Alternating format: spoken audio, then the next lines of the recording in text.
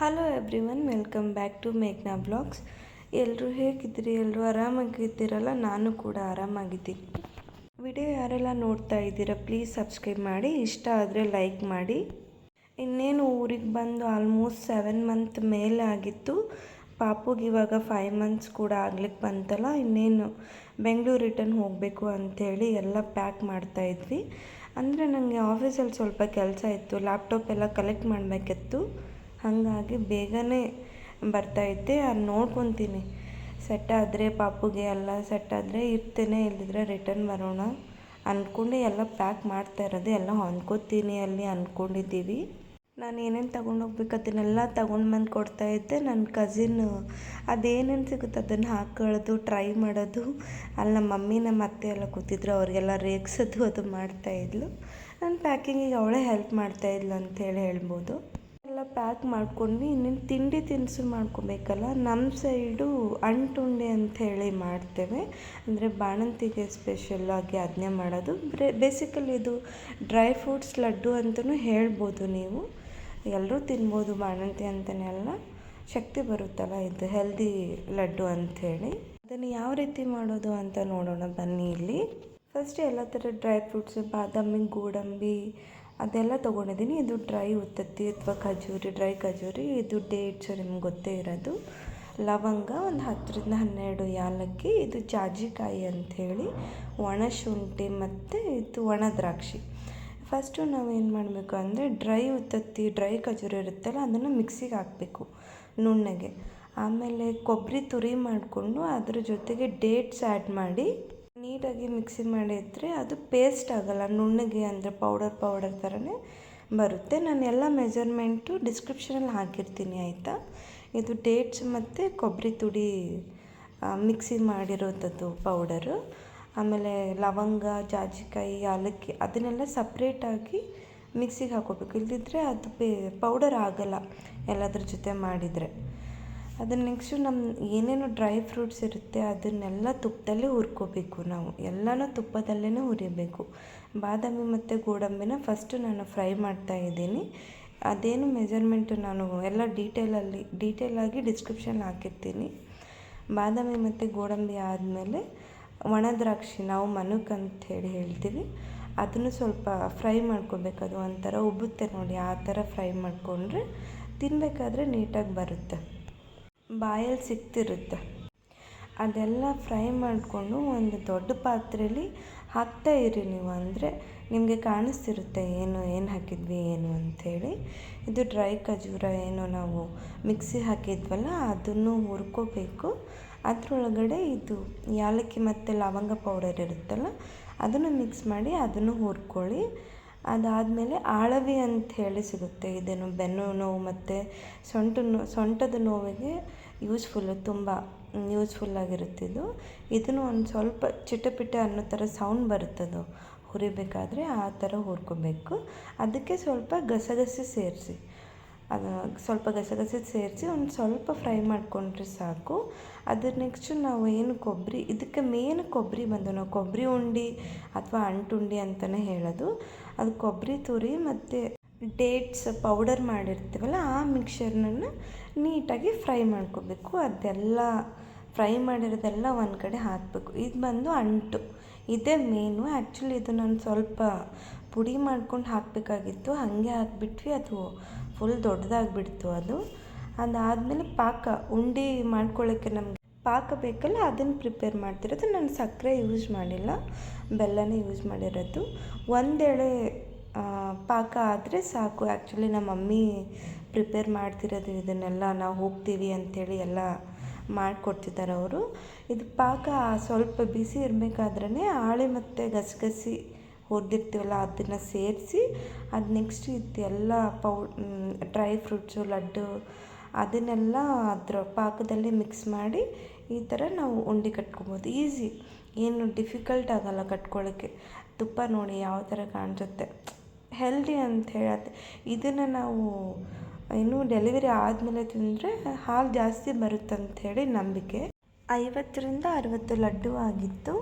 ನೀವು ಟ್ರೈ ಮಾಡಿ, ಚೆನ್ನಾಗಿರುತ್ತೆ, ಟೇಸ್ಟು ಚೆನ್ನಾಗಿರುತ್ತೆ, ಹೆಲ್ದಿ ಕೂಡ. ನನಗೆ ಬೆಂಗಳೂರಿಗೆ ಹೋಗಲಿಕ್ಕೆ ಆಯಿಲ್ ಕೂಡ ಬೇಕಿತ್ತು ಅಡುಗೆಗೆ, ಹಾಗಾಗಿ ನಾವು ಗಾಣಕ್ಕೆ ಹೋಗಿದ್ವಿ. ಇದು ಬಂದು ಕುಶುಬಿ ಅಂತೇಳಿ ಹೇಳ್ತೀವಿ ನಾವು. ಇದಕ್ಕೆ ಸಾಫ್ಲವರ್ ಸೀಡ್ ಅಂತಲೂ ಕರೀತಾರೆ. ಇದು ಬೇಸಿಕಲಿ ಗ್ರೌಂಡ್ನಟ್ ಆಯಿಲ್, ಅಂದರೆ ಶೇಂಗಾ ಎಣ್ಣೆ ಅಥವಾ ಸನ್ಫ್ಲವರ್ ಆಯಿಲ್ಗಿಂತ ಬೆನಿಫಿಟ್ ಜಾಸ್ತಿ, ಕೊಲೆಸ್ಟ್ರಾಲ್ ಕಡಿಮೆ ಇದಕ್ಕೆ. ಹಾಗಾಗಿ ಅದನ್ನು ತೊಗೊಂಡು ಬಂದಿದ್ವಿ. ಇದು 1 kgಗೆ 270 ರುಪೀಸ್ ಏನೋ ಹೇಳ್ತಿದ್ರು.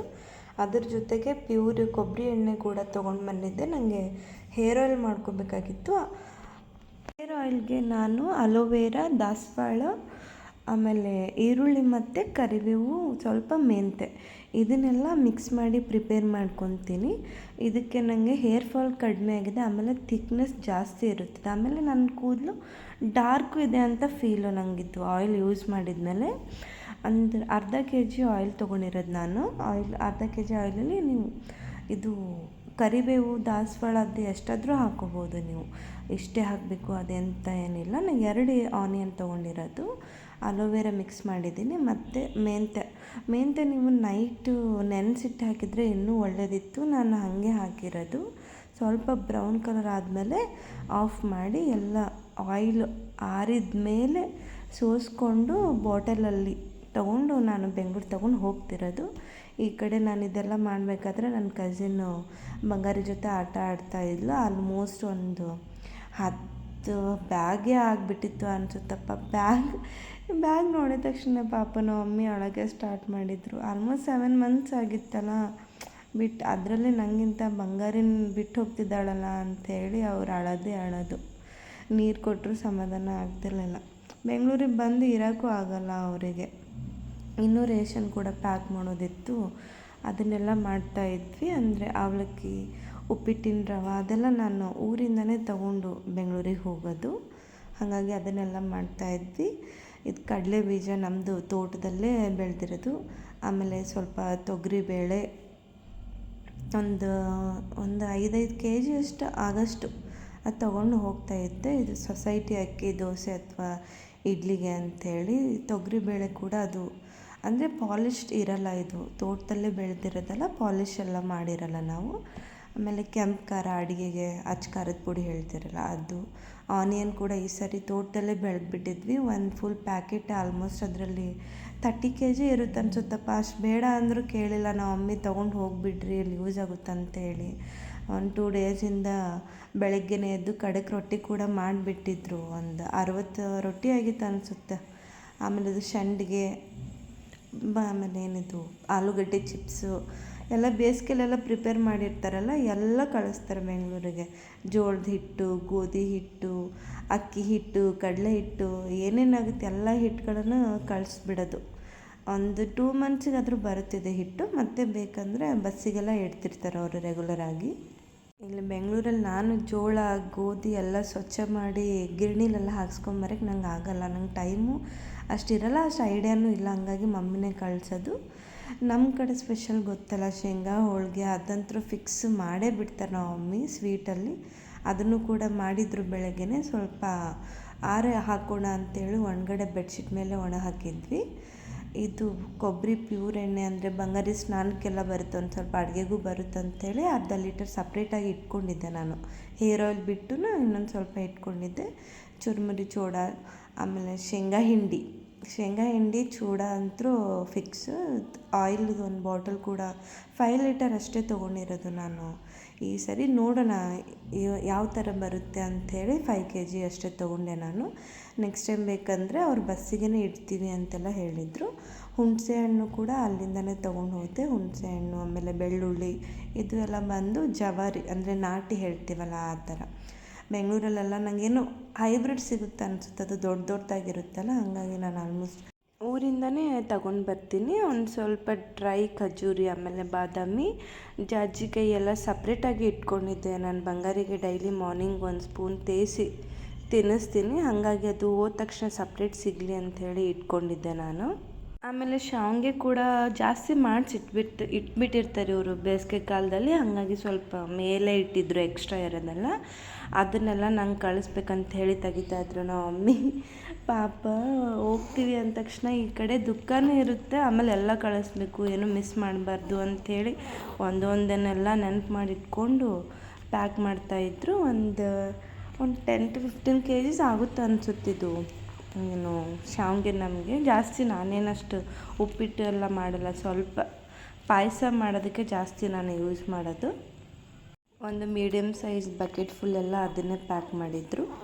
ರೇಷನ್ ಎಲ್ಲ ಆಯಿತು, ಬಟ್ಟೆ ಕೂಡ ಆಗಿತ್ತು, ಇನ್ನೇನು ತರಕಾರಿ ಒಂದೇ ಬಾಕಿ ಇತ್ತು. ಆಮೇಲೆ ಫ್ರೆಶ್ಶೇ ಬರುತ್ತೆ ನಮ್ಮದು ಊರಲ್ಲಿ ಮಾರ್ಕೆಟ್ ಇದ್ದಾಗ. ಸೊ ಎಲ್ಲ ತರಕಾರಿನೆಲ್ಲ ತೊಗೊಂಡು ಬಂದು ಅದನ್ನು ಕೂಡ ನನ್ನ ಕಸಿನ್ ಜೋಡಿಸ್ತಾ ಇದ್ಲೆ. ಸೊಪ್ಪುಗಳೆಲ್ಲ ತೆಗ್ದು, ಅಂದರೆ ಸೊಪ್ಪನ್ನೆಲ್ಲ ನೀಟಾಗಿ ಅಲ್ಲೇ ಸೋಸ್ಕೊಂಡಿದ್ರೆ ನಾನು ಬಂದ ತಕ್ಷಣವೇ ಫ್ರಿಜ್ಜಲ್ಲಿ ಇಟ್ಕೊಂಬಿಡ್ಬೋದು, ಇಲ್ಲಿ ಬಂದೆಲ್ಲ ಕೆಲಸ ಮಾಡೋಕ್ಕಾಗಲ್ಲ ಅಂಥೇಳಿ ಎಲ್ಲ ಅಲ್ಲಿಂದನೇ ತೊಗೊಂಡು ಬಂದಿದ್ದೆ. ಈ ಸರಿ ಪ್ಯಾಕಿಂಗ್ಗೆ ಫುಲ್ ಅವಳೇ ಎಲ್ಲ ಹೆಲ್ಪ್ ಮಾಡಿರೋದು. ಪ್ರತಿಯೊಂದು ಬಟ್ಟೆ ಜೋಡಿಸೋದಾಗಲಿ, ರೇಷನ್ ಜೋಡಿಸೋದಾಗಲಿ, ತರಕಾರಿ ಎಲ್ಲ ಜೋಡಿಸೋದಾಗಲಿ ಎಲ್ಲ ಮಮ್ಮಿ ಮತ್ತು ಅವಳೇ ಸೇರಿ ಮಾಡಿರೋದು. ವಿಡಿಯೋ ಇಷ್ಟ ಆದರೆ ಲೈಕ್ ಮಾಡಿ. Thank you.